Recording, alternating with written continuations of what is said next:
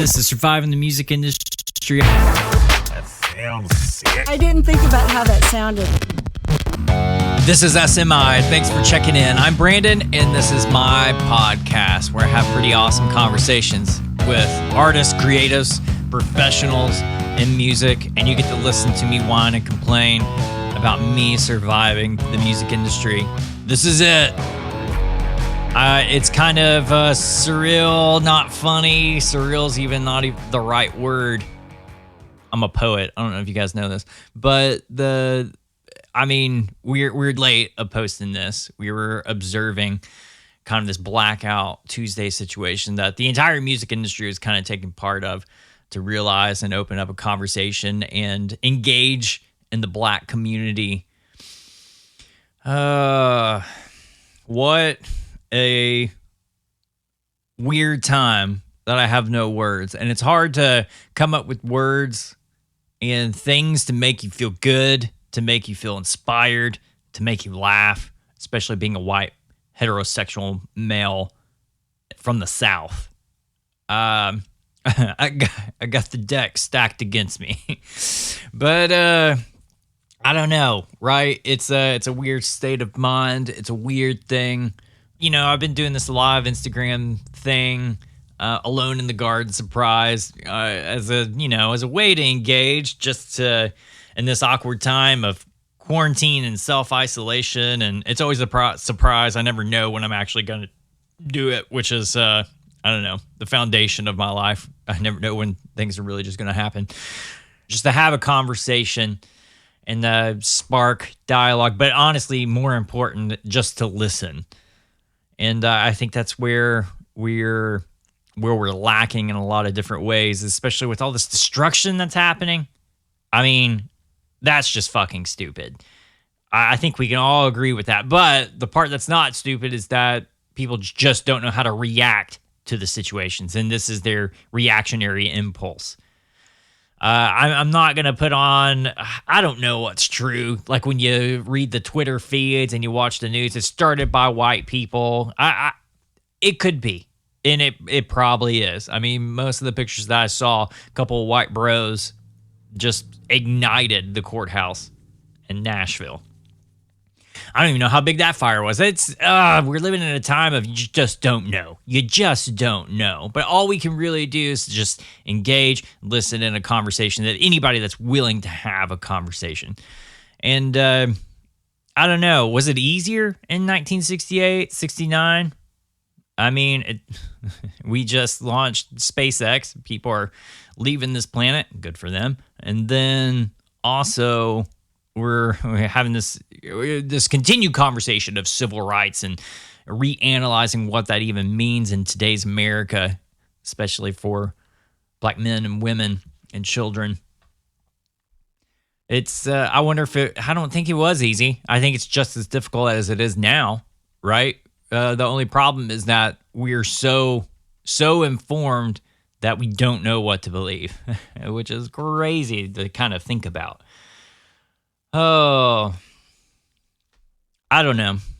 You're kind of left in a place of throwing up your hands. At least I do. No matter what you say, there's nothing that makes the situation better. There's nothing that can actually help people reconnect, to be kind, to take care of one another. There's nothing you can really say. I think it's all about what you can actually do. Went out on a bike ride and just kind of biked around downtown Nashville just to kind of see the after effects. And man, it's what you see like in these war pictures, like in Bosnia or something. You know, growing up, like post 9/11, you've seen some of this destruction in these pictures caused by military. But now this is like self-inflicted pain out of people that just don't know what to do. They're full of this angst and anger, and they don't know how to react. And maybe they're fanning the flames of hatred. I don't know who these people are. But maybe it is reactionary to the situation. You just kind of don't know what to do. Where I'm just left just shaking my head wondering, well, is the right thing to listen to, have conversations? I think so. That's where at least I'm at. I don't know. But I hope everybody's well out there. I think if you're listening to this, you're doing pretty well, right? So take care of one another. Be kind. Be nice. We can always connect. We're going through like phases, changing things up. So there's still some stuff at SMI Podcast, but for the most part, you can get a hold of me at unofficial Brandon. But there's always surviving the music industry at smipodcast.com that we can connect over email and have continued conversations. That's what I'm good at, listening. Hopefully, I feel like I'm good at listening. No rebuttal. Just want to listen. But again, I think if you're listening to this, you're doing okay. You're doing well out there. And thanks for listening too. Because I think if there's any point in time right now that we need to listen, it's right now. So thanks for taking the time to do that, everybody. You're listening to this episode because I just had a conversation with Michaela Anne. I've met Michaela a couple of times, but she doesn't remember. We get into it in conversation, but I like her music. It's a throwback, and that doesn't mean to be a pun or something like oh, look at that throwback or anything. It's just really like, oh, okay, these are sounds that are not on the radio, but it's just cool as shit. All right, so I just had Michaela Anne, and we had a pretty rad conversation about her music and her life. And so she released Desert Dove more than 6 months ago. So it's a little over half a year, little baby nugget sitting out there in streaming land, Desert Dove. And it's a beautiful record produced by Sam Outlaw and Kelly Winrich.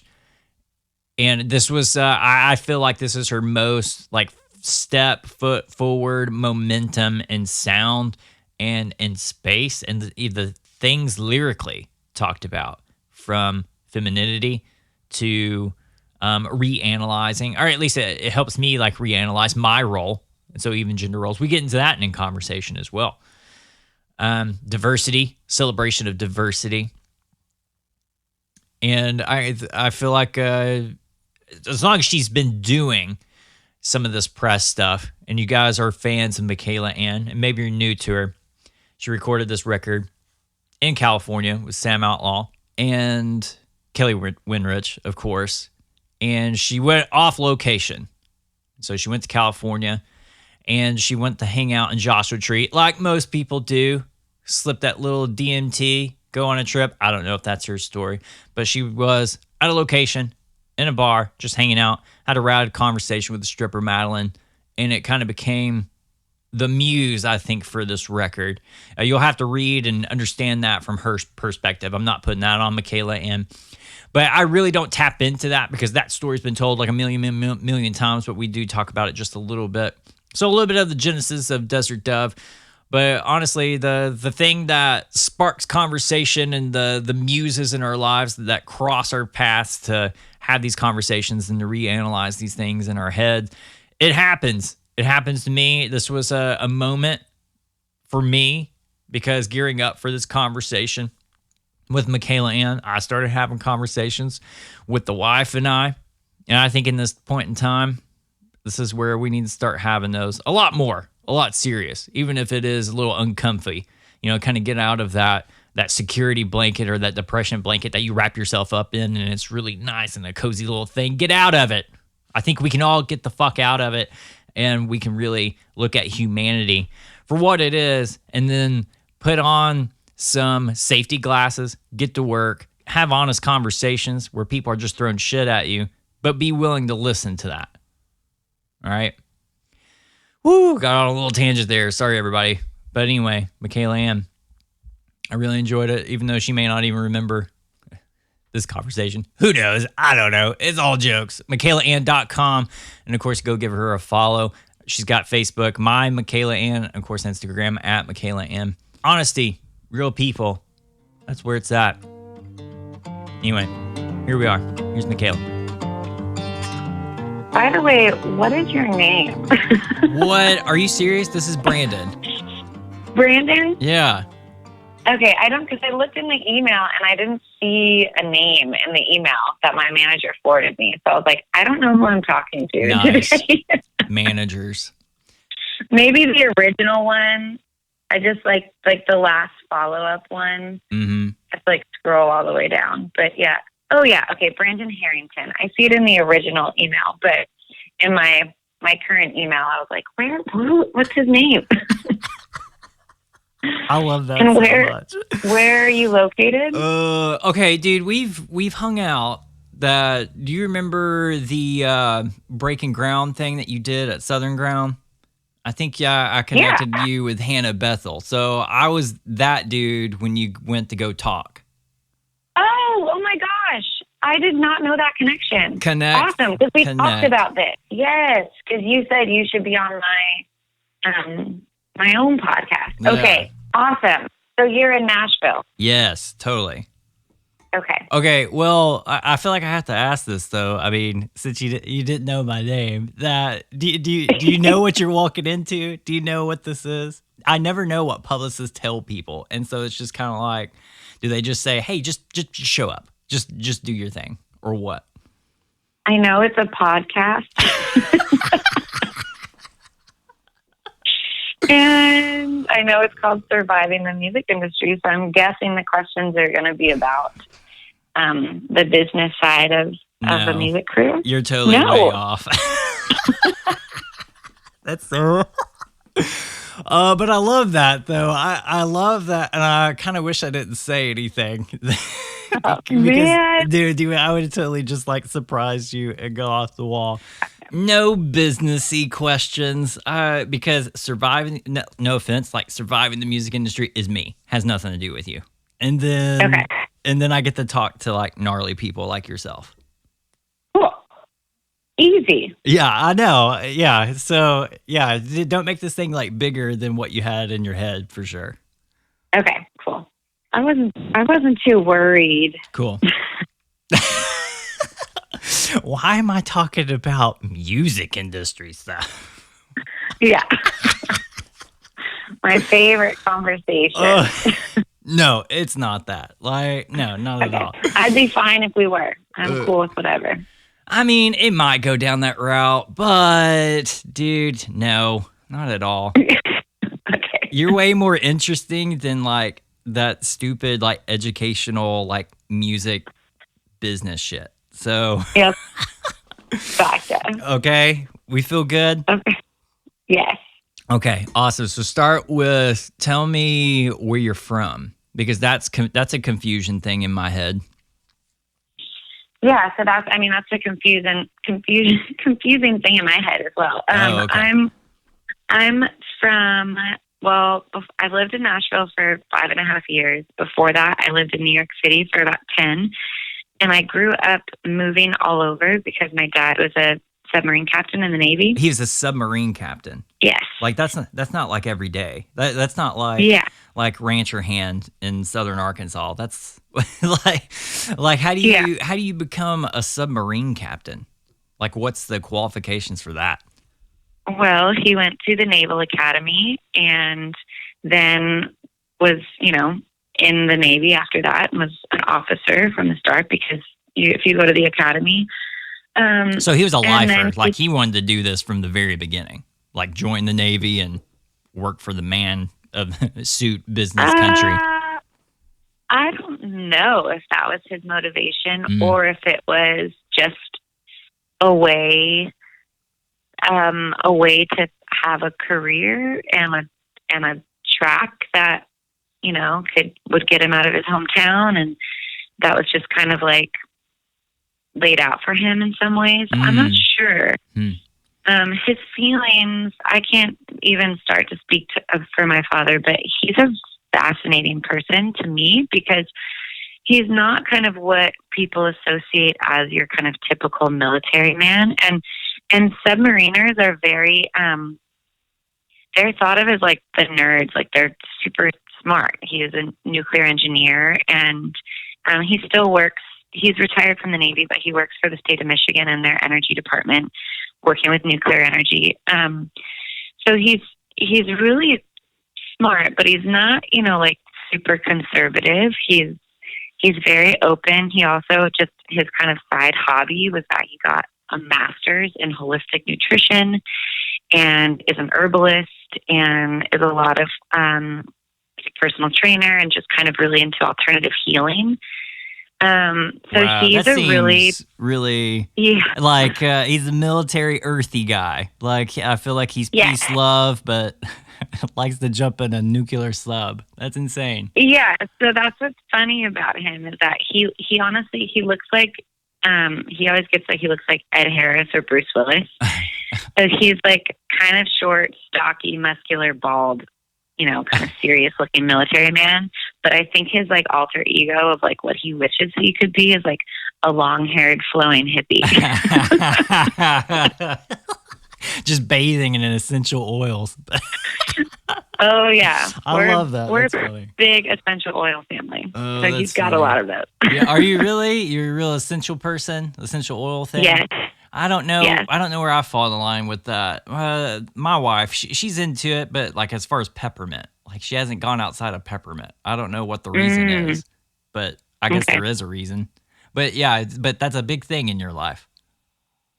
Yeah, we all have subscriptions to Young Living.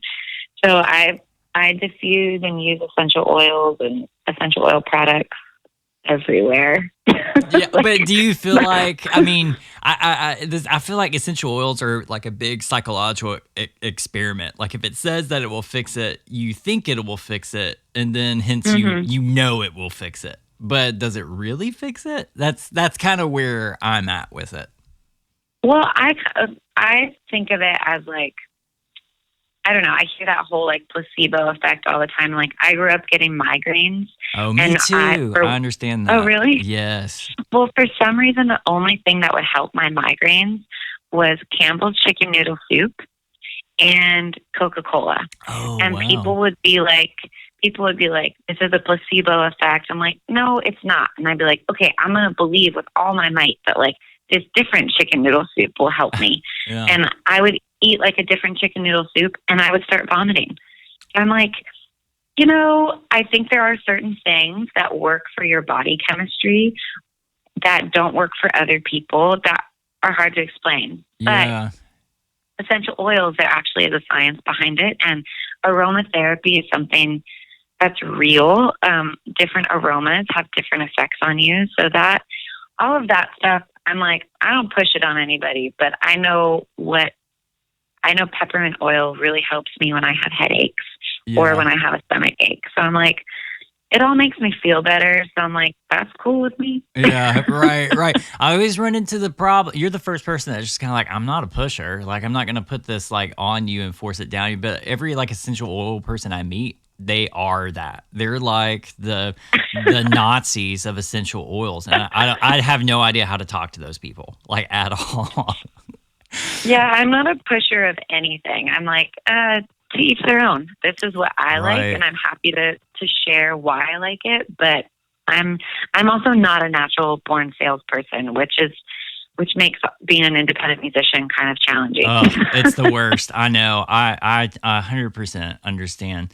But migraines, dude, I 100% know what that's like. I've dealt with migraines my whole life. My triggers were hot dogs and chocolate, and I was a fat kid. And so those were like the most like sad things any doctor could tell me not to have was chocolate and like hot dogs. It had something to do with, I think, with the dyes, like in meats or something. Yes. But yeah, that is a pretty miserable life. Like if you deal with migraines on a consistent basis. You dealt with this like your whole life as a kid too? Yeah, I don't get them really anymore, but I used to get them on a monthly basis, which I think as a female is tied to my hormones. So they would get really bad. Like my vision would go blurry. Right. I like couldn't function. I would feel nauseous. But thankfully they don't bother me. I haven't gotten a migraine in so long, but I just now get like chronic neck pain and then get a headache from that. Oh, well, yeah. Well, what's that from? Is that stress? Oh, I'm sure it's from stress and from carrying gear and playing guitar. Yeah, sure. But I know it's all stress and traveling. I get it. Yeah, I get it. All right, so Dad, he's this free love hippie military guy, and then what does Mom do? Who is mom in your life? My mom. So my mom and dad met in high school and were high school sweethearts and had kind of like an up and down relationship. And my mom went to school and got a degree in retail and was on track to be a buyer for Neiman Marcus. And then married my father, and kind of took a different route. And then because we moved every 2 years.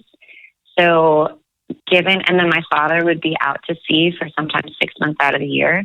So given just how disruptive that was and how we just like didn't have a really stable life, and the fact that we had to get up and leave every other year, my mom didn't have a career. She chose, and I don't even know, I hear this all the time from other military families of just how challenging it is to have a career when you move all the time. So she was a stay-at-home mom, but always had jobs, was like a preschool teacher or worked for the school district or worked in retail, which she still does. She had little jobs here and there, and as a lifelong volunteer, she always volunteered at schools, and she currently is a volunteer for CASA, a court-appointed, I can never remember SA, but an advocate for foster children in the foster care program. Oh, wow. My mom is a huge presence in my life because she grew up a stay-at-home mom, but was very vocal about the challenges of that and the sacrifices and what that means as a woman and what she gave up, but also very vocal about us never feeling like she sacrificed for us and regrets anything. So she never put that pressure like on you because she was on track to do purchasing for Neiman Marcus, which that's a pretty big deal. That's a pretty high, or especially you can climb up a corporate ladder job situation. But she never put that pressure or that anxiety on you kids. I don't know if you have siblings, but just on you. I have an older brother, and no, she was just vocal to me as a woman of like the different choices and what they mean. And for whatever reason, whether it was intentional or not, like I got the message that I was going to have a career before a relationship. And it's really interesting because I met my husband when I was 20 and have been with him since then. And we don't have kids, but it's been a thing in my head of that, like my career and my ambition and my art, all of that stuff has been more of a focus in my life than finding a husband and getting married and having a family. Like that's something I want, but whether it was intentional or not, it was ingrained in me of like, as a woman, that wasn't my main goal and where I would get my main source of fulfillment from a family. Yeah, I think I hear you because I have this conversation in my head pretty often, or at least my wife and I do. Like, I feel like as a man, like I just go and do and do and do. And then it kind of feels like all the course of history, women, especially in a marriage thing, just kind of feel like they're along for the ride, which is not right. But it kind of gives them like choices, if that makes any sense. Or maybe it's like they're calling audibles along life's way and given path, especially like Army families, because my wife works in Clarksville. She's a school teacher, so she's around like Army families all the time. And I feel like I'm the only dad at parent-teacher nights because all the dads are doing Army stuff. And then when I'm talking to like a mom or something, just trying to get to know them, and it does feel like that. It kind of feels like they had this path. They were going to do a thing, but then they kind of chose this life. And some have this edge to them a little bit. Like there's a little twinge of, I could have done this.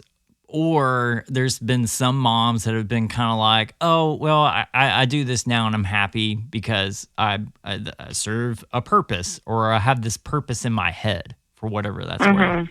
So it's always interesting to me, that dichotomy, especially like gender roles, like in partner situations. Like, I don't know if I just assume I just go and do and kind of don't think about anything else. And I think selfishly as a man or women or my wife just kind of feels like that she can just go and do her thing. So I don't know. I have this conversation in my head pretty often. Yeah, I think that, as a society, we've struggled to value domestic work, and we've come a long way, but that's been mostly put on women. That I'm still shocked that there are people who just believe that like a woman's job is to do the dishes and right. That still exists. Housework. That is a funny, crazy thing to me. That still exists. Yeah. And even in people, like I know people in our 30s who believe that. Yeah, and right. It blows my mind that this work, the work of just maintaining like a house and hygiene, has been designated to a gender, that another gender feels entitled, that they don't need to be busied with this, and that's somebody else's role. And it's hard for me to not be really angry about that. But, I think, not to get too far off on a tangent, but I think, women, it's been just part of our psyche of that you have to choose. And that, I think for men, it's kind of more like, well, you go and do what you do in life. And then of course, you have a family. But women, I think it's a big dilemma that it's just sometimes physically impossible to have a thriving career as a woman and also be a mother and a wife and have a household. All of it depends on what your partnership is, all of that stuff. But, and then I do think there's this element of when a woman makes the choice to be at home, that then there's this like judgment. Oh, you're just a mom. Oh, you just are doing that. And that's really awful. It is bad. It's awful. But it's also, it's the dark comedy situation in my head of like, well, this is what you expected women to be, but now you're downgrading it. Like once somebody accepts this as a role, you know what I'm saying? Oh yeah. But that's what is just like tale as old as time. That's everywhere. Yeah, sure. Yeah. That's what my song Desert Dove is essentially about. It's like that, these women have a role that men expect them to play, but then degrade them for it. Yeah. That's crazy. Yeah. So mom, she's taking care of brother and you, and dad's out to sea somewhere. Yeah. So he would be out to sea. So we'd move a lot. We mostly lived in Washington State. We would, outside of Seattle, we would be stationed there and then stationed elsewhere and move away and come back. But so I went to middle school in Washington, moved to southern Italy for a couple of years of high school, and then moved back to Washington. Yeah, it's kind of cool to be a Navy brat, right? Like, I mean, there's like this thing that you get to live in Italy for a little bit. Yeah, I think it's semi-lost on a 14-year-old, but it's a pretty profound experience. But, when you're 14, 15, you really care more about your friend circle and boys or whatever than like what ancient ruins you're getting to see. Look, Michaela, this is amazing. All I care about is Taylor Swift album.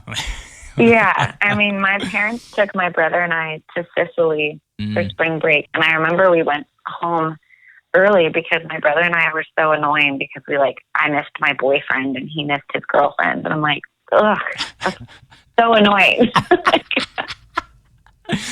I wish I could go back and redo it. Oh, that's amazing. That's amazing. Well, I mean, there's something like you had these early experiences, but yeah, then you also get to miss out, or maybe you feel this way, like you get to miss out on like what this quote unquote like normalcy thing is.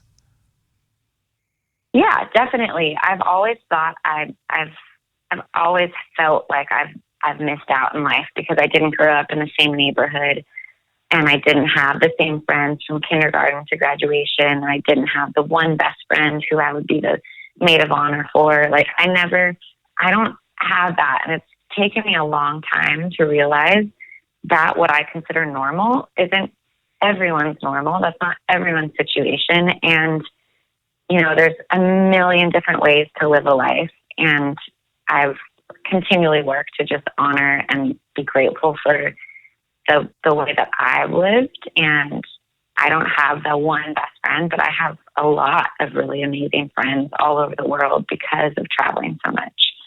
The diversity too. That's one thing that kind of screams in my head, because that's one thing I had a lack of. I mean, growing up in the South, it kind of becomes this one shade of color and religion and everything else. But I feel like it would be an early exposure to a lot of diversity and like open to see different walks of life. You know what I mean? Like I feel like now that, I'm songwriting and doing a bunch of other stuff, or just this creative headspace, that diversity helps understand that empathy.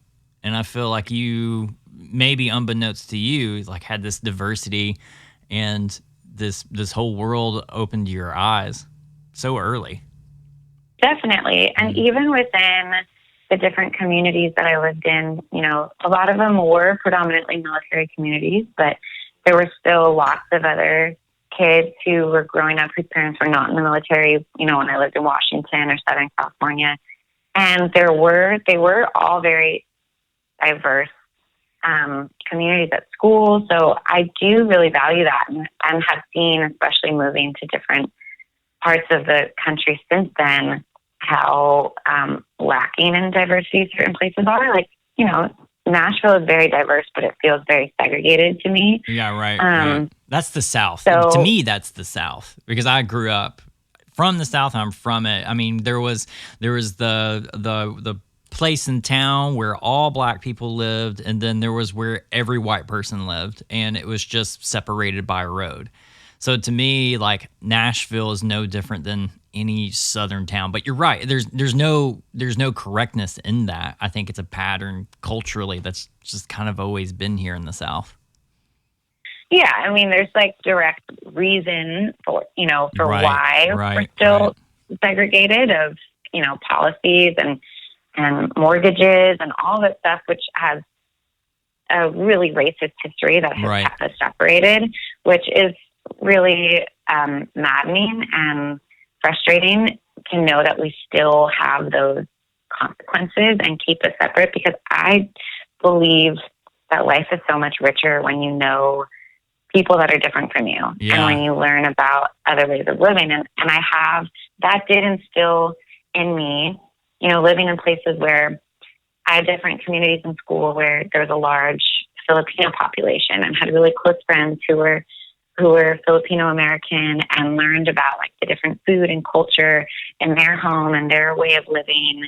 And then I moved to New York City at 18 and was surrounded by a lot of friends who were Caribbean American, and learned about their culture. And I've had lots of different pockets where I've gotten to experience other cultures and races and religions, and that I feel like has enriched my life so much and made me feel, not fearful of the other. And also being someone, I don't have a deep identity with my own because I moved all the time.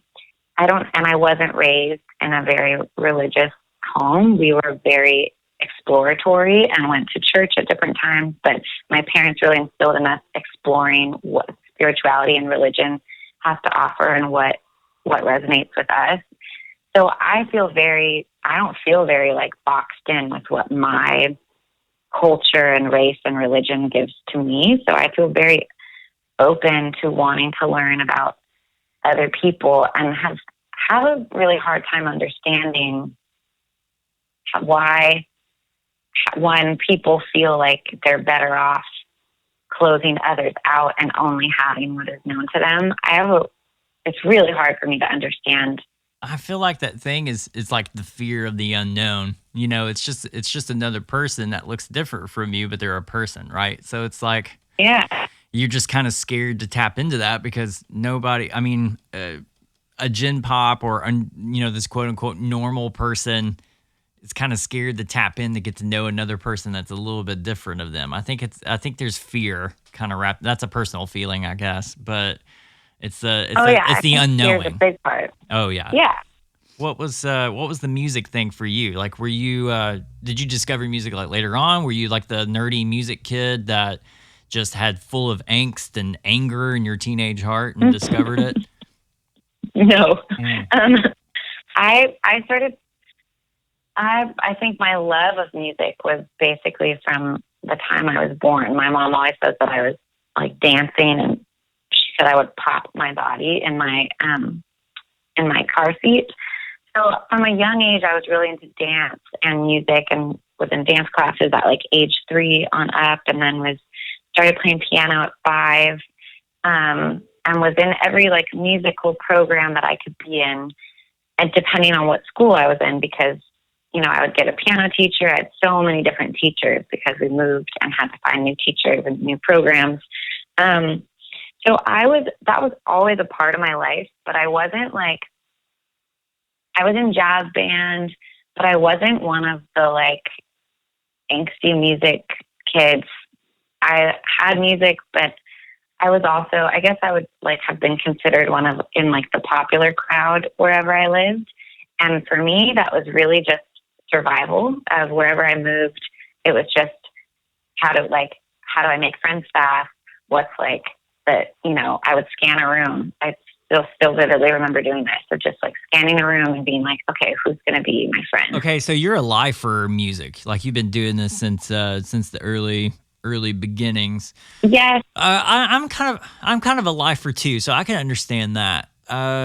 What did you do, like Suzuki method or anything like on piano? Did you do any of that, or was it just always different for every teacher that you had? Yeah, it was different with teachers. I did have one teacher who did Suzuki method. I had all sorts of drastically different teachers. And then I started playing flute in band. I played violin in orchestra. And I was really into choir. Then I got really into singing and then musical theater and private voice lessons and classical voice and then jazz vocals and then kind of like pop performance voice. Yeah. So you did plays and stuff, like in musicals and everything? Yes. Yeah. What was your biggest role? I was Audrey in Little Shop of Horrors. Oh, that's amazing. Oh, yeah. I was totally like going to rag on you if it was like Oklahoma or something, but that's actually, yeah, that's really surprising and interesting too. Yeah. Well, that was my freshman year of high school. And then the sophomore year, I didn't try out for the musical because the girls that were the cheerleaders that were then in the musical were so brutally mean to me that year that I was too afraid. So I didn't try out for the musical. Oh, wow. Yeah. All right. So there was a little bit of division, classic cheerleader versus the music kid situation. Yeah. Except they were also music kids. Yeah. But they were cheerleaders. So in the hierarchy of everything, like they upped you. Yeah. That sucks. That's something that sticks with you too as an adult. Like that's a weird dichotomy that kids do. I don't know where that hierarchy of music kids are below everybody else. Like once you find what's interesting about that is like, once you're like in music, there's other little aliens like you. Like you can relate to other kids that are into music and they do music, but then enter the cheerleader stereotype. And it's kind of like, oh no, the warlords from the popular cafeteria table are coming into our space. And that's a weird child thing that we all have and we do. Yeah, and it's unfortunately, I still teach music lessons, and I'm always trying to instill in every kid like the idea that there is room for everyone, and to pay no mind to bullies, and know that is more about themselves than about you, and that it's like a reality of life that's hard to avoid, that people are going to be mean. Yeah. So, just trying to like combat that with endless kindness and just empathy for whatever it is that's hurting them, that is making them try and hurt you. That's good.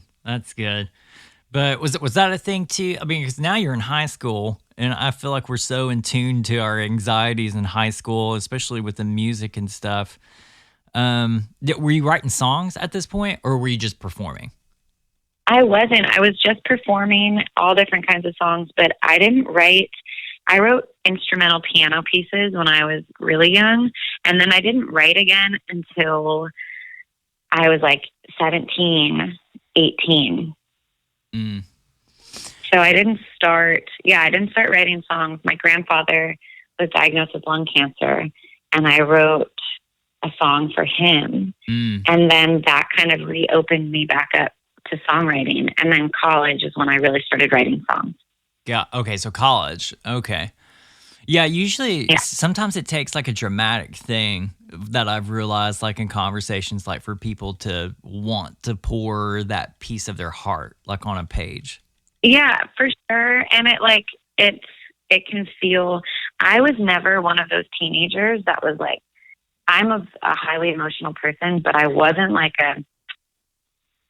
comfortable with sharing it. Like I didn't, want to like tell even my mom about like boys that I liked or any, like I was a weird mix. Like I would sometimes, I think when I was younger, I was much more like in elementary school.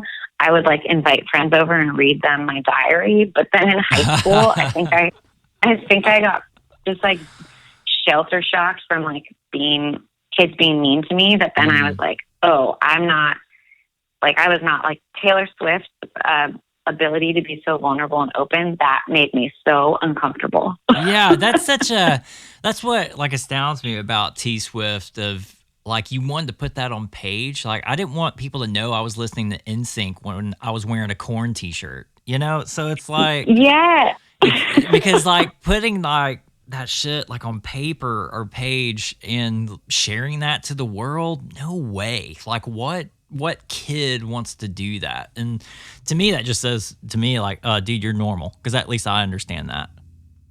Yeah, and owning those feelings, which I was so embarrassed by. And that's what I also now have learned from and try and like, high school kids that I'm teaching, I'm like, and working on songwriting, I'm like, anything that you're feeling, I guarantee you, I've felt it.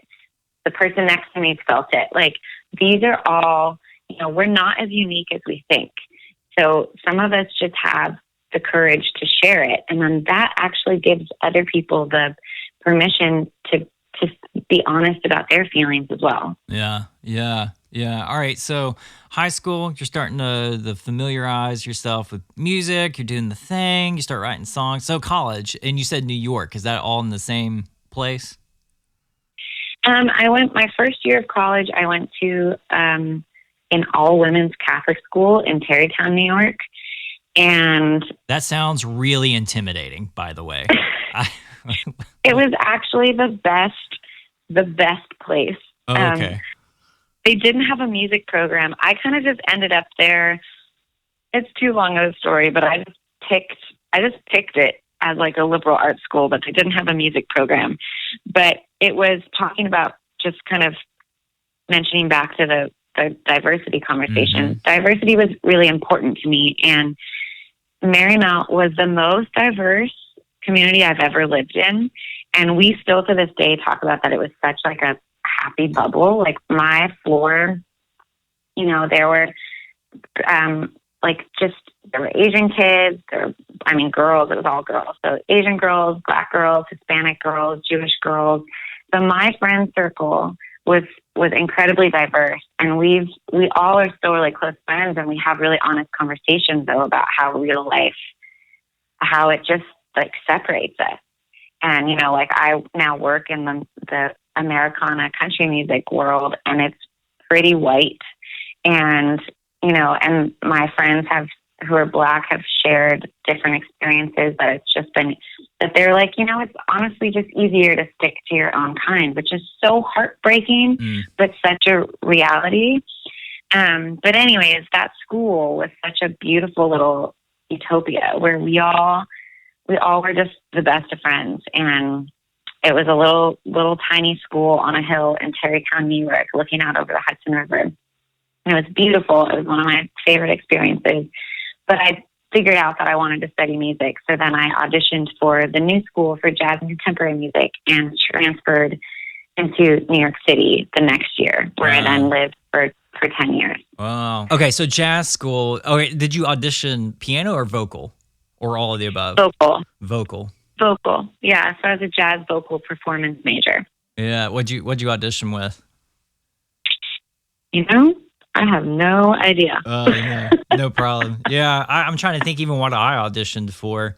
What are you studying? Are you studying like the big vocal people of jazz and like how they do Yeah, things?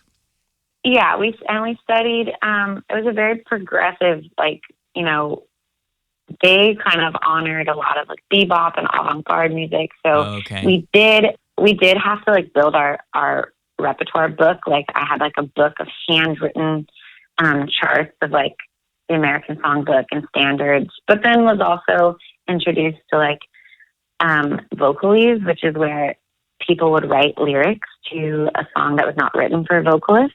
Oh yeah. Which can be so cheesy. No offense, but it can be very just like Manhattan Transfer, which is it's also mind-blowingly hard. But also Joni Mitchell did a record of this of Charles Mingus, the bass player. She set his tunes and wrote lyrics. So there's the song "Goodbye Pork Pie Hat." Yes. I did that one, and that was a big challenge, and that record's beautiful. But yeah, so studying that. Yeah, I love Mingus, and I love that stuff. And the thing in my head was like I never studied jazz. It was always classical, so it was strictly like what was on paper. But that's the beauty about jazz is that there's a lot more freedom. And like when you try to write a counterpoint or a melody or just even lyrical across like a bass line, I mean, that has to exercise that writing muscle, right? I mean, maybe you don't even realize it at the time. You just think it's homework and it sucks. But at the same time, it's like, oh shit, I'm writing a song for what that's worth. Yeah, it's very it's useful for sure. And I look back at the songs I was writing back then, and they all have like a much more complex harmonic progression than my songs do today. Yeah. Right. I remember writing like symphonies like in college, and now like I sit back and I look at a song like I just wrote like on guitar, and I just think, where did I go wrong? Yeah. What happened? Now I'm like, let's just stick to a 1, 4, and a 5. Yeah, dude, 100%. Yeah, Bach. What does he know? What did he do?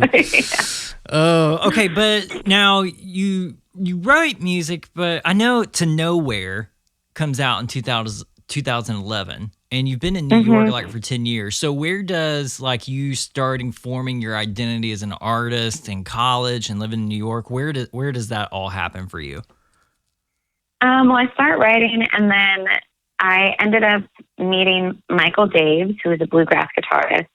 And I started taking lessons from him, and I started learning about bluegrass music and learned about the whole bluegrass scene in New York, which was really eye-opening.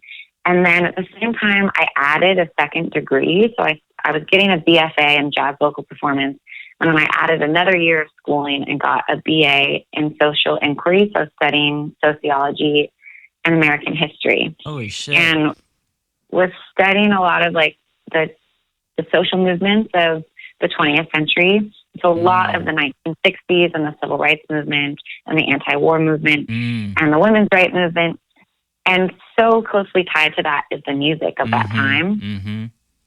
So that in conjunction with the bluegrass world, kind of discovering that in my mind, that introduced me to a lot of, that's when I started diving deep into Bob Dylan and the band and Graham Parsons, Emmylou Harris, Linda Ronstadt, Jackson Browne, all of that kind of music from the 60s and 70s. And that all started really informing my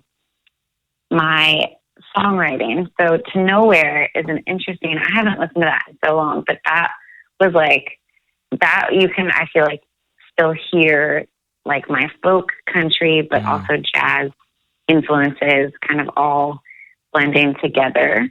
Still kind of trying to figure out where my sound was headed. Yeah, but this was your first crack and effort of like, Yeah. I'm going to put a record out and this is it. This is what I want to do. Like you felt like this was like the most you in that time. Yes, yeah. And it was, I mean, that was like the only songs that I had. So it was like, okay, I've got this however many songs on that record, 10 songs or whatever. And I think my husband, who was my boyfriend at the time, I didn't know how to be a musician, like professionally. So I was like, well, I don't know what to do. And he's like, well, you need to record some music.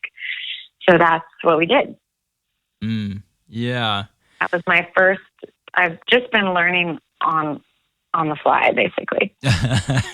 I don't know. I went to college for it, but I don't know. I don't know what I'm doing.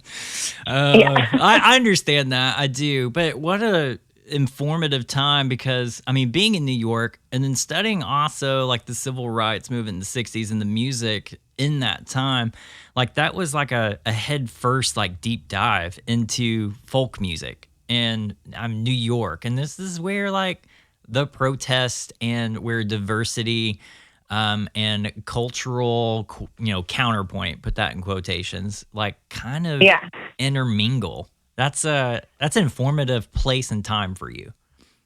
Definitely. It's a very rich history. And, I think back on that time and I was getting to consume and hear so much music and like learning about music of the past and really getting into old records and old country music, but then also surrounded by so much live music and very different kinds of live music at the time, not just songwriters.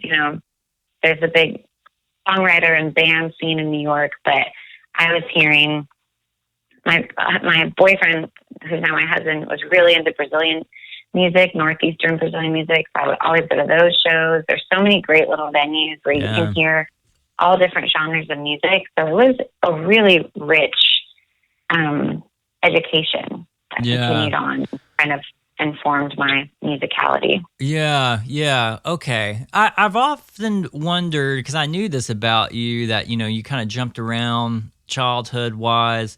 But like where the country music or where folk music kind of enters in your life. And I mean, that makes sense, like for the time now in my headspace. I haven't listened to that first record, but I do know from Ease My Mind, that definitely was where, okay, this is where the Linda Ronstadts and the Emmylou Harris kind of thing makes sense. And this is what that sound is. I feel like that was like a good capture of your influences on Ease My Mind. Yeah, for sure. That kind of has taken more of a stronghold in my life and continues to inform. Because I just think that, Linda Ronstadt and Emmylou Harris, like, they made some of the greatest records ever because they just made good records with great songs and great voices. And that's just all I want to try and do for the rest of my life. The thing I love about Linda is that it was like, people kind of associate her to this, this like Southern California, like Americana thing before it was Americana. But she was so diverse. Like, I feel like when you listen to some of those like middle or even early records, you almost kind of hear a little bit of jazz influence, like some of those like melodic runs. But then also she knew how to just keep it simple. Like there was just something about her albums that always were interesting to me because it just wasn't like one thing. Yeah, and that's why I really relate to her in that way, that she wouldn't be kept in a box. And she has so many influences, and she did what she wanted in her career. Like she made those rock records, and then she has a deep history of Mexican folk music and made those records. She made, she sang in an opera. She did a jazz standards. Like she did whatever she wanted. She was just like, I'm a singer. That's it. And it was kind of I'll call it the time too, but it was also I felt like the thing of, well, I'm a human being and I'm more diverse than just this one thing. And so she just kind of put it all in her music. She's an interesting, astounding figure in music, at least in my head. Yeah, I think so too. She's one of a kind. Yeah. All right. So for Ease My Mind, you were on a record deal, right? I mean, you signed onto the label and started doing the thing. Or was that independent? Well, I released the record, and then a record label came along, but it was more like an angel investor. It was a really well-intentioned guy who was, giving money to artists, and then decided maybe I should try and make a business out of this. So he established a label, but they weren't a label in the sense of that they didn't have an infrastructure, they didn't have, a history of experience. So it's very different than like Yep Rock, for instance. They didn't have an office full of people. It was essentially one guy and his buddy that were trying to like learn as they go, and gave me some money, which was very, very helpful. But, so they hired a publicist, but to ease my mind, I did all of that on my own. I hired the publicist. I did a pledge campaign. I hired a radio promoter, and then Kingswood came in and jumped on board and then supported me through that, and then supported the next record, Bright Lights and the Fame. And then Bright Lights and the Fame came out, and then they basically dropped off. They dropped the record? As soon as Bright Lights. They dropped the record, or they dropped you? Like, what was that? All of it. Oh, okay, yeah. Well, Austin, did they fold? Like, is there still a Kingswood? I feel like they... I'm not quite sure. Okay. They as far as their relationship with me, that it ended basically as soon as my record came out. So I put out Bright Lights and the Fame, and was like, also didn't have a booking agent. So I was self-booking. I thankfully had a manager who is like, my manager has been with me from the start, and is like, every day I'm just like, who is this angel that I was given in life? And and so he was, we were self-booking tours, playing whatever little shows we could. Had a publicist, so I was getting good press. Like my album was reviewed in the New York Times, but then my label basically disappeared, dropped all funding. So I was like racking up debt, and just kind of like, people were congratulating me, but I couldn't help but be like, this shit is falling apart. Oh my gosh. Yeah, you're getting all these accolades. You got Rodney Crowder record, and it kind of feels like you feel like in your headspace you're on this track of success, but then you see that it's all like built on sand. Like it's all like falling apart. Like, that's disgusting and awful. Yeah. Yeah. So I'm never good at like, creating the farce that is the like, I'm always told, I've been told, like, you're supposed to always make it look like things are great and like enticing people. And I'm like, okay, but I'm just like, as a person, that's really hard for me. I'm much more prone to being like, thank you, it is great, but this is the reality of this shit, because I want people to know that this stuff is really hard. And it's also, I don't want people on the outside looking in thinking, oh my God, Michaela has it so great, and I'm jealous of her. And I want to be like, no, actually, this is like the reality of this. Yeah. Like, even when you have great things, there's also this pile of shit that you're dealing with and trying to climb up over. Yeah, right. That to me, in my experience, is the music business. It's always this like balance of like great things and great opportunities that you need to be grateful for and build on, but also overcoming the challenges that are there.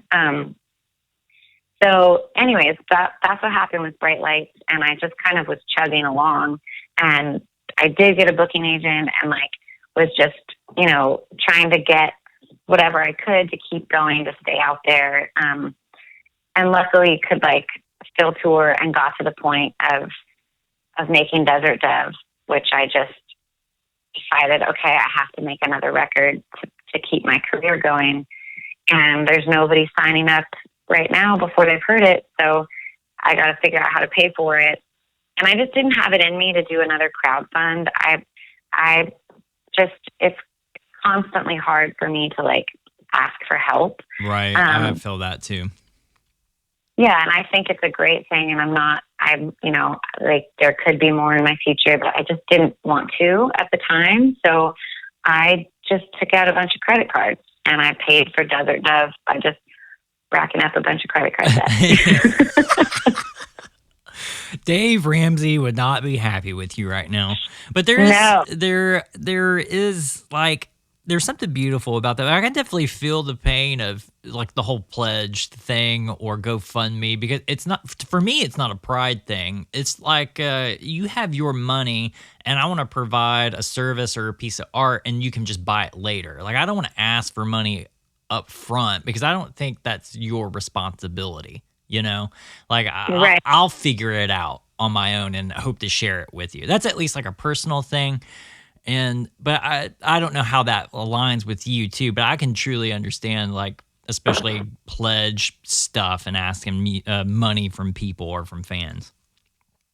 Yeah. Yeah. So, I mean, it's the route that I went, which I don't know if I would recommend it or not.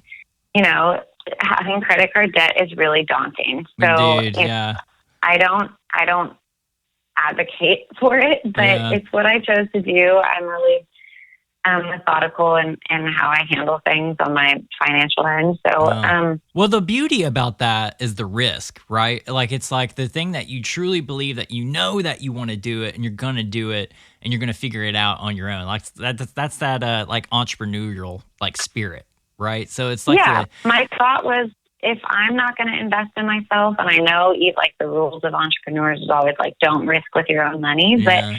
but they don't really apply to artists. And my feeling was just, if I'm not going to put my money in where my mouth is, then why do I expect anybody else to be excited about what I have to offer or want to support me? So it was a way of me being like, I believe in this so much that I'm like, I have to follow through with this, and I have to, keep going because I'm putting it all on the line, essentially. Yeah, right. So when you started, I mean, there's a time difference from Bright Lights to Desert Dove, but before you started Desert Dove, did you know what it was? I mean, you knew that you wanted to do a record, but did you know, like, or did you have that encounter with Madeline, that's that stripper?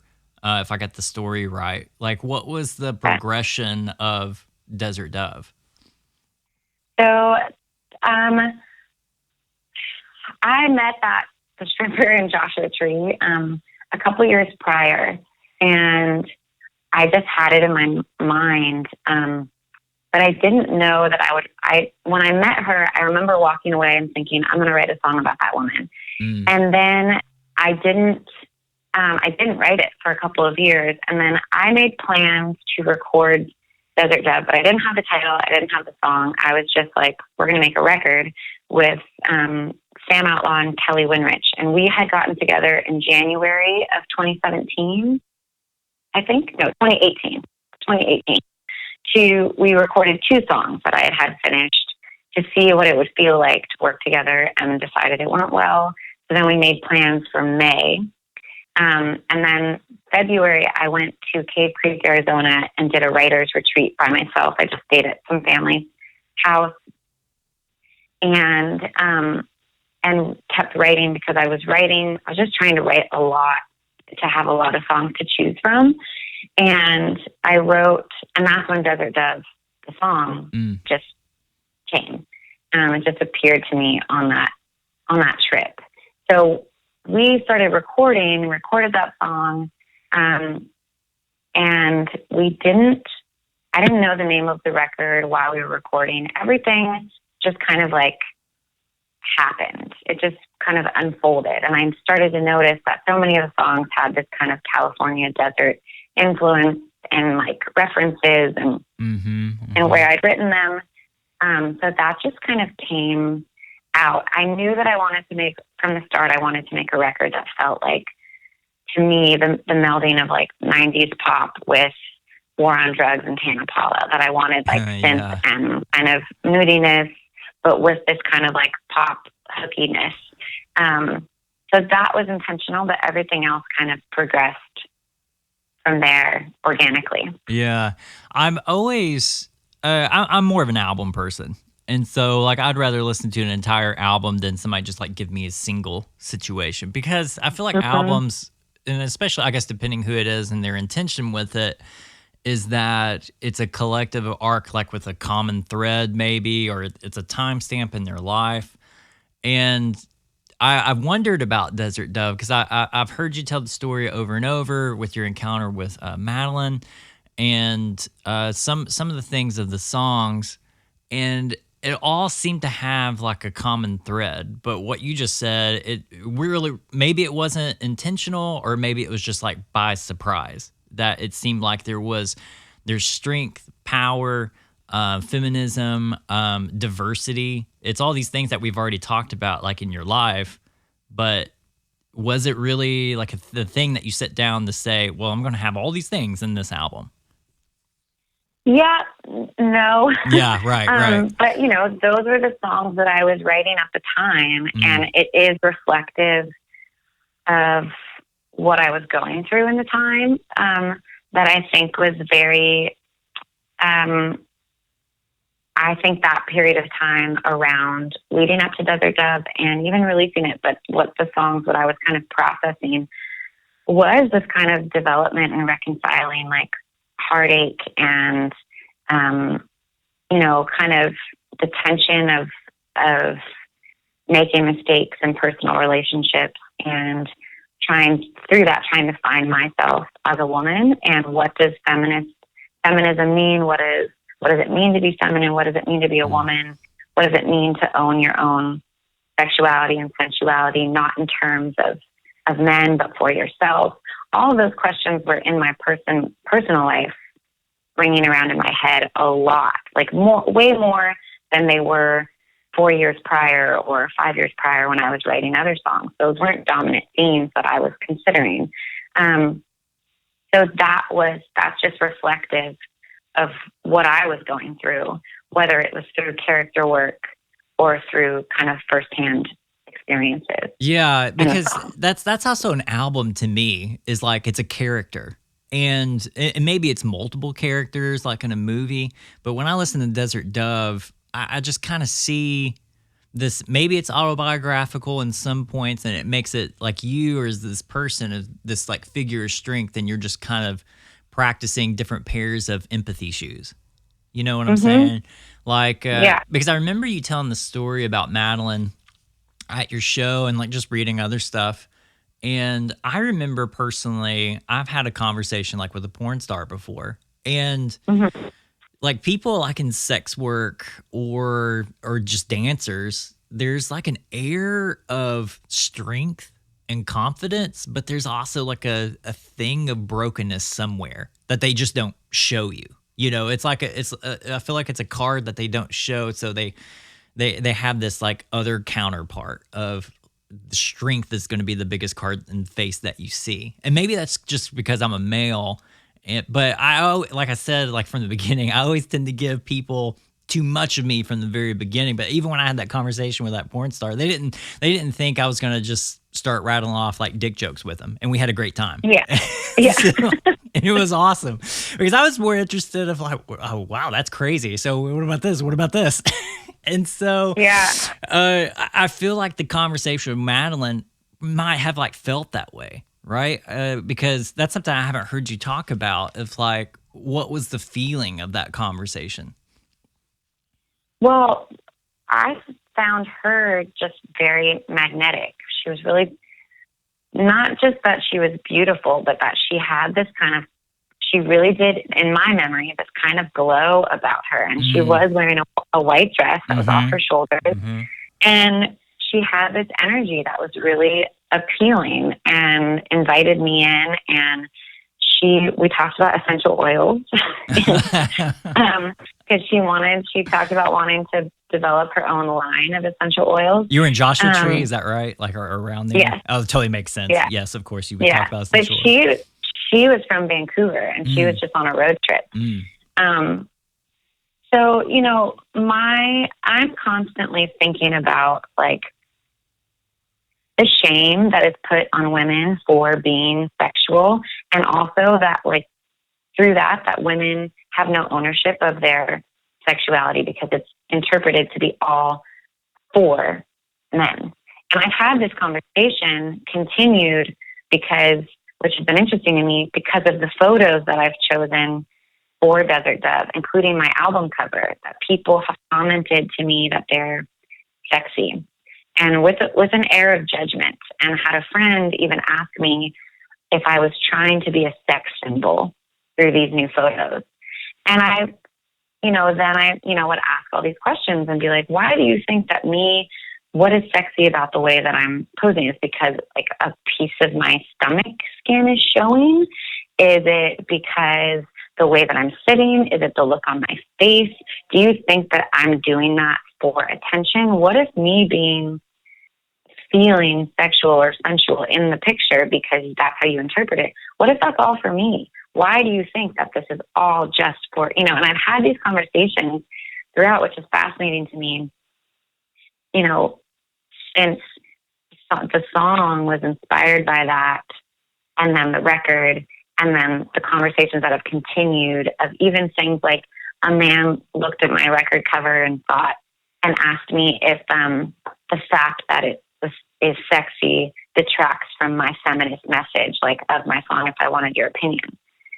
And my question back to him was, why do you think that women, it's exclusive, that you can only be a feminist and believe that you should have autonomy over your body and be free from harassment and sexual assault and be able to speak your mind and do whatever you want, but then you can't be physically attractive at the same time? And why do you think that if a woman is physically attractive and portrays herself in a way that you interpret as that, then therefore we relinquish any rights to feeling like we shouldn't be harassed, or that a man should be able to just consume us the way that we want? And why is it always in terms of men? Maybe I'm a lesbian, and maybe I actually want women to be attracted to me. So these are the questions that like are endlessly going through my mind as a woman, and that I was exploring through Desert Dove, and then continue to have conversation because of now the imagery that I've attached to the record. Yeah, it's that subconscious thing, especially as a creative. Like, I mean, we choose whatever thing that we put in a song, or we choose as cover art, maybe not for a reason, because again, like, you didn't write a common thread of this record by any initial intention from the very beginning. It was just from you subconsciously. And then I can only assume it's kind of the same thing, like choosing the artwork. But as humans too, and I'm trying to not put a male perspective on it, but we all kind of attach some association that we have from within us to try to relate or to try to figure out something that's in front of us. It's right. And I mean, for you, like in course conversation, like I would say there's a thread of diversity. That's just kind of what we talked about. There's a thread of strength and knowing and asking questions and figuring things out. And I think that's all like a repeated pattern, definitely in this record, at least for me. But again, as listeners, we want to dumb it down, right? Like we want to try to like figure out, well, what's that one thing? Because we don't think of people as multiple layers. That's the right. sad part about it. Like we're so diverse and we have these onion layers. If you just peel it back, there's so much more, but maybe we don't give that time or to figure it out. And so it's always interesting when we try to, as a listener, as a gen pop, like they take it one way, but then as the artist creative, like we put it out in the world in hopes that there's something else besides what you see it very in front of you. Yeah, and everyone's going to interpret it. It's going to be something different for every person. Yeah. So that's what you kind of have to release. You have your intention, but then remember that you have no control over how it makes other people feel, and that's all from their associations and their context, from their personal experiences and upbringing. Like Tattered, Torn, and Blue. Like, what is that song like for you? Because to me, when I listen to it, there's a lot of layers to it, but I definitely want to get your take on it. I mean, that song for me is pretty autobiographical. I had a friend who just stopped being my friend with no explanation. And it was like really, really hurt, and has been, I would say, it's 3+ years later. And I still would say I still have pain over that. But I was talking about it and talking about something else, and my husband said, made the comment, I think he said that I'm just constantly like rubbing my face in shit, and then I look up and say, "Oh, I've got shit on my face." Like, he was making a joke of just like, you keep basically like, I'm just sadistic. Like, I'm always trying to like dwell in my hurt. So that's what that song came from, was just exactly that, just putting down what I was feeling. Yeah, I can relate to the line about, and that's probably where the joke comes from. Like, you're always looking for pain. I mean, it's kind of like that thing of Shameless, like that. If I had to put it like in a TV show, like these people are so like crazy and they ruin their own lives, but they want so much better. But again, they kind of rub that shit all over their face and they ask, well, why do I have shit on my face? So, but especially people with pain or processing pain, like I felt really drawn to this song, but there are a lot of like, to me, there are at least a lot of that tinge of painfulness in a lot of songs in this music. And that's usually what I'm drawn to, because I feel like I'm always looking for pain. Even when I write songs, dude, it's always a sad song. I'm not generally like a sad guy. I think internally maybe somewhere, but I love to make people laugh. I want people to like feel good and make them feel like they're not alone in their own headspace. But we always seek this pain, or we feel comfortable with this pain. Yeah. Yeah, there's something cathartic about feeling the pain. And I do think like for healing, that's important, of recognizing it. I think it's also important to not dwell and be able to release things, which is something I'm continually learning and working on. But yeah, that's that. And I think in my personal process, at the time when I wrote Tattered and when I made Desert Dove, I had much more of a mindset of, oh, I think I'm just like this. I'm prone to creating painful situations, and this is what it is for me. And I've since then, it'll be interesting to see what my next record is like, because since then have found myself in a personal space of, no, I don't want to live that way. Yeah, you don't want to, but we always, I feel this way, that I always seem to fall back into that, because nobody wants to be miserable. Nobody wants to be this miserable fuck that nobody wants to be around. But somehow, I feel like we're related in spirit somehow, that there's just constantly, there's something in the soul and the heart that makes us grow closer to the pain, or whatever makes us want to feel that. Maybe because it's comfortable. Maybe it's like we're scared of the unknown. Like, yeah, maybe we're scared of the diversity of, happiness? No, thanks. Like, yeah, exactly. I don't know what that is. But even like another song that spoke to me, Be Easy, because it was such like a simple song, last track on the record, but it was the most like knife turning to me. Yeah.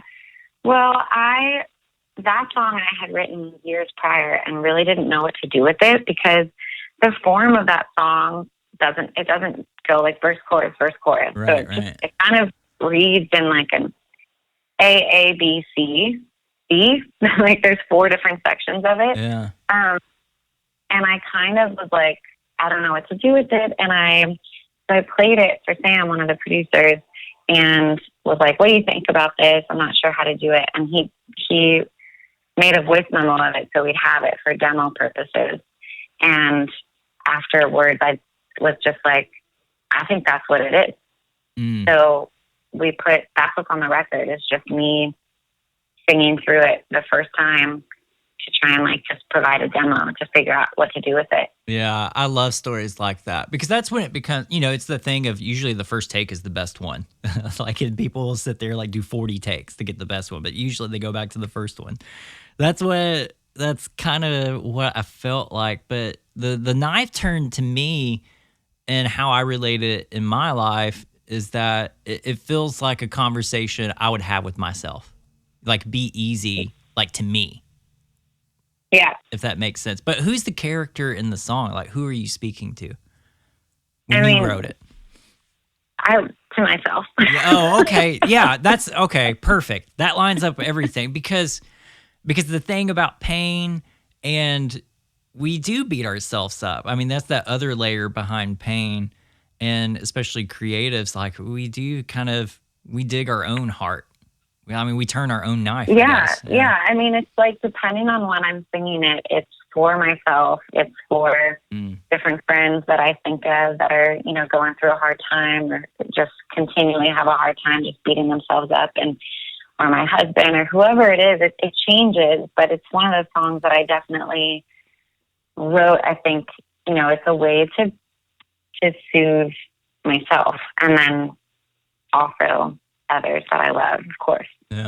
Yeah. I think you got some rad stuff. I'm glad I've met you as a person, even though you don't remember, which is totally fine. But I do remember. I just didn't know it was you. I understand. There's a shitload of Brandons, and they were all born in 1985. So I understand. True. Okay, I never do this, but even like your publicist was just like, oh, ask her about what's the music that's coming up. So here I am. I'm asking, like, is there something that's happening for you in like May or June? Something that's popping for you? Well, I mean, now everything's kind of up in the air since we're all the whole world is on pause. But I do have some new songs coming out soon, probably this summer, I believe. Some kind of bonus tracks that didn't make it onto Desert Dove. And then I'm currently writing and recording, so hoping to get working on the next record. Since You're already I'm working home all on the the time. next record. I mean, it's still fresh. It's still off the press. Like, do you have this pressure though? Because it feels like, and this could be like the same feeling you had with Bright Lights and the Fame, that you have all this success and people are throwing these accolades to you. Because I feel that way with Desert Dove. Because I think it's personally like a great record. And I feel like everybody has that mutual feeling.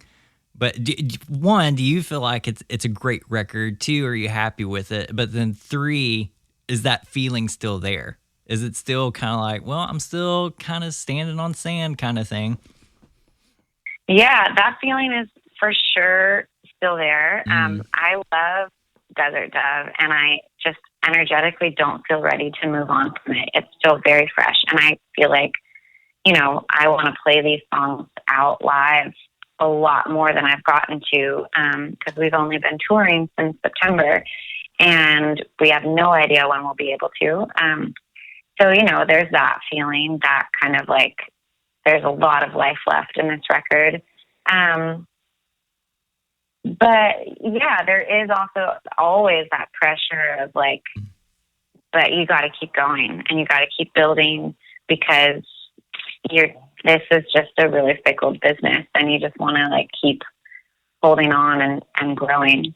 So yeah, I understand. I think I don't know. There's something about you. I feel like there's still a lot more.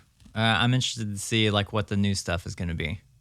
So you got to send it my way. Thank you. Yeah, I will for sure. I guarantee it's going to sound different than Desert Dove.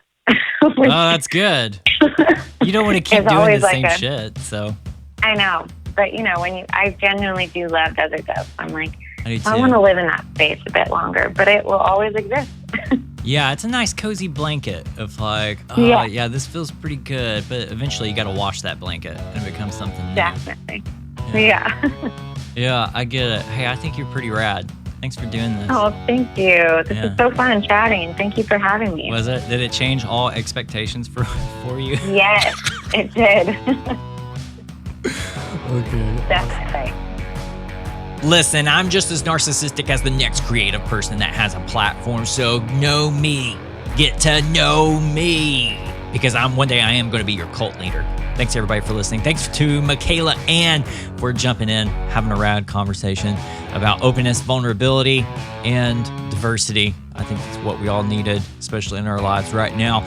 Go visit michaelaanne.com. Give her a follow on her books at my Michaela Anne, and then on the grams at Michaela Anne. Use that search bar. Go check out the record Desert Dove. It's a little baby in swaddling clothes. It's only like 7 or 8 months old, but it's still a baby. It's not even potty trained. I really appreciate you guys listening to this episode. Give us a follow. We're going through a rebranding phase. Give me a follow at unofficial. Did you guys get that? Did you catch that, by the way? At unofficial Brandon on the grams. And there's still some stuff out there like on Facebook and Twitter. If you do Twitter, I barely do Twitter. If you engage, I'll engage on Twitter at SMI Podcast. But you can also go to smipodcast.com on the interwebs, drop us a line, email, and also check out all past episodes. If you guys enjoyed this conversation, you think it could speak to somebody, for whatever that's worth, just share it out there. Share it with a friend. Maybe it's a creative in their own headspace dealing with diversity or trying to even figure out what diversity means, especially as a white person in America. We're all trying to still figure that out. All right. I'm in the same storm as you people. All right. Take care of each other out there. Be nice, be kind, be loving. Subscribe to this podcast. We're episodes usually on Tuesdays. Thanks guys for listening. I love you. Take care of one another. Doesn't matter who you are. Take care of one another. Happy surviving out there.